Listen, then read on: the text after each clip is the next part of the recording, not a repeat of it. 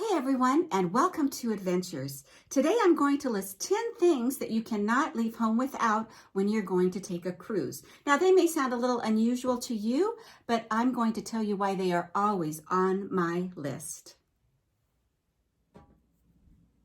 I have listed them in order of importance to me, but you can have your own opinion. You may be going on your very first cruise or your 10th cruise, but I hope you find these helpful. Number 1, a highlighter. Every day delivered to your cabin will be the ship's activity program.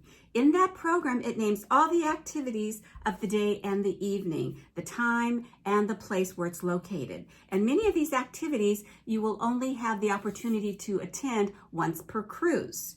So what I like to do in the evening sometime, maybe after dinner, before the show, or before I go to bed, is go through and list and highlight everything that I don't want to miss for the next day.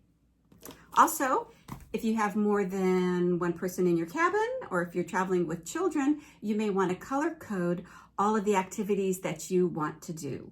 Also, if you're traveling with children, they usually have a youth activities program for the children, especially the days at sea. They have all kinds of exciting things for the kids to do. So maybe your children can highlight all the activities that they don't want to miss as well. This way, you're all doing something that you enjoy and you will not miss out on all the fun things you can do on board. Number 2, magnets. Most cabin walls are magnetic. So what I like to do is use these magnets and put my daily activity program on the wall or other pieces of paper that I don't want to misplace. But one word of caution, if your ship is still one that uses the magnetic cards to get into your cabin, be very careful that you don't get the magnet by your cabin key or your cabin key by your cell phone because it can deactivate the code to get into your cabin. Now, if that happens, it's not a big deal. You just go down to the purser's office and they slide it through and activate it again. But if that happens late at night when you're tired, or in my case where I've worked all day and I'm just exhausted, you come home, you put that in the door, and all you want to do is have that door open. If it doesn't open, that can be a problem. So the funny thing that happened to me once about that, but I'll tell you about it the next video. Whiteboard. If you haven't cruised in a while, you'll notice that passengers are now putting decorations and balloons and messages and whiteboards on their cabin door. Now, they're doing it for 2 reasons. One is so that they can celebrate anniversaries and birthdays. Another reason is so they can identify their door, because we know all the doors on the ship, those cabins, they look very, very similar. These whiteboards can be stuck to your cabin. Also, they come with little markers so that you can write messages. Now, a lot of people are putting bingo at 4, dinner at 6, meet you at our regular place, so that if you're traveling with friends or family members in other cabins, you'll be able to leave messages for them. A word to the wise, though, don't put anything too personal like mom's at the back pool. Depending on what mom looks like, you don't want half of the ship going down to check out mom at the pool. Also, when I mentioned about all the cabin doors looking alike, a good way to remember is think of the captain and the bridge is at the very beginning of the ship. It's at the front of the ship. So the captain is number 1. The numbers start at number 1, and as they move back toward the aft of the ship, they get larger. So if you're looking for your cabin, look at the 2 numbers. Is it going down? Then you're heading toward the bow of the ship, to the front of the ship. If they're getting larger, then you're heading to the back of the ship. Another thing is that you may hear the captain say, "Oh, there's a whale off the port side of the ship." Port, what's that? Port is the left side of the ship. A simple way to remember is port has 4 letters, just like left, L-E-F-T. Port, P-O-R-T. Port is the left side of the ship. Now, the right side is starboard. But it's easy if you remember that it's the left side is port, the right side is starboard, then you won't miss anything that someone might be announcing. Number 4, adapters. So I always bring 2. I have this one, which is the European style. Most cruise ships I've seen have this. Also on the front is that for hair dryers, and it has 2 of these. to charge. This is not enough for one person or two people in a cabin. So additionally, I bring this as well. And this clamps down, easy packing, just throw it in my suitcase. But it has 4. So you have your cell phone, if you have a camera to charge, you have your iPad and your computer. So there's enough for everyone. The other thing I do is I put blue tape, aren't those nice, around mine so that I can identify them because they're really easy to get mixed up with everyone else's. Number five, an eye mask and earplugs.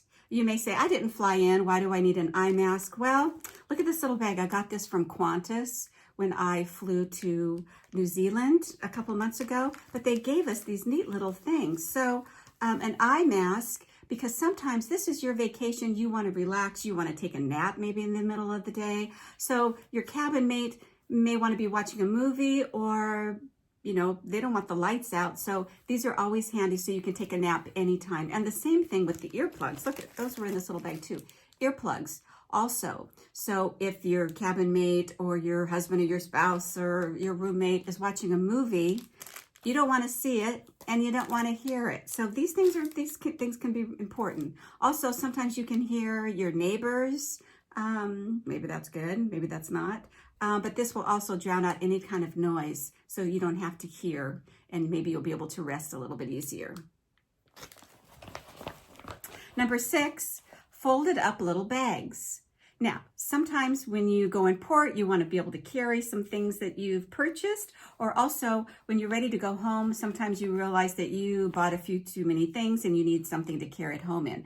I love collecting little bags. Now, this one is a big bag, but I like this because it has a zipper in it. So this was perfect for carrying things home, actually that I bought at the airport. And this one, look at this, is Hello Kitty. I bought this in Japan.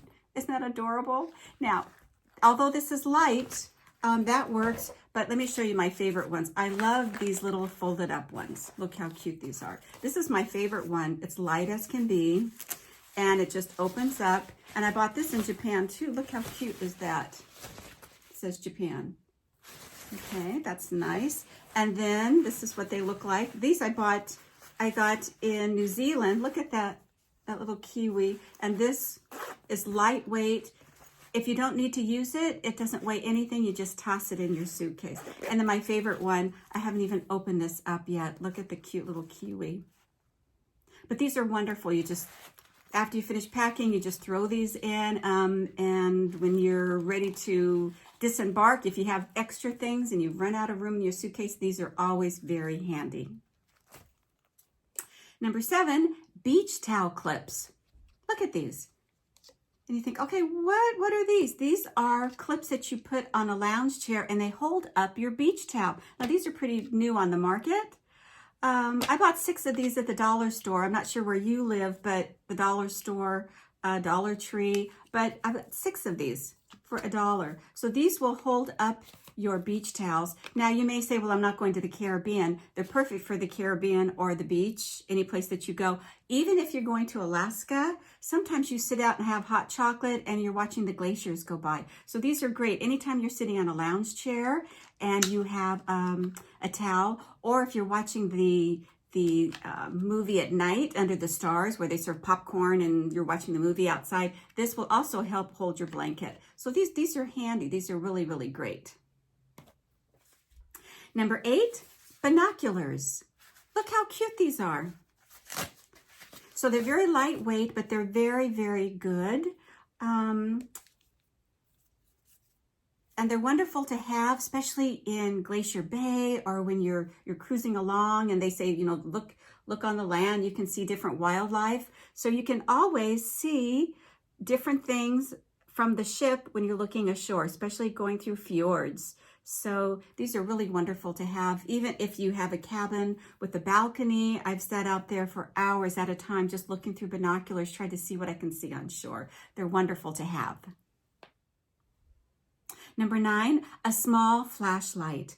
I use this and I keep it on the nightstand right by my bed. If I hear a noise in the middle of the night or I want to get up and get a drink of water, I can use this without turning on all the overhead lights. And it's nice to have. And number 10, are you ready? I will never cruise without these items. And you know what they are? Clothespins. I use clothespins to clip on the bottom of my shower curtain. Now, if you've never cruised before, you have no idea what I'm talking about. But if you've cruised before, you know that you can be taking a shower, singing a song, just having a glorious time. All it takes is one person to open that door and whoosh, the shower curtain will just grab you, give you a big hug. Either that or it flies out and water just goes all over. So if you put these on the bottom of the shower curtain, then it keeps the shower curtain inside and it does not allow all the water to spill out. The other thing is just tell people, I'm locking the door. Don't come in here when I'm taking a shower. So there you have my 10 items that I never sail without. If you'd like to leave a comment or share one of your unusual items that you cruise with, please do so in the comments below. Also, make sure you push that subscribe button so that you'll be notified of all my upcoming videos. And at the end of all my videos, I like to share either a quote or a famous scripture. Today, I'd like to share a quote from my favorite theologian, C.S. Lewis. And he said, "Not all who wander are lost." And until next time, ciao for now.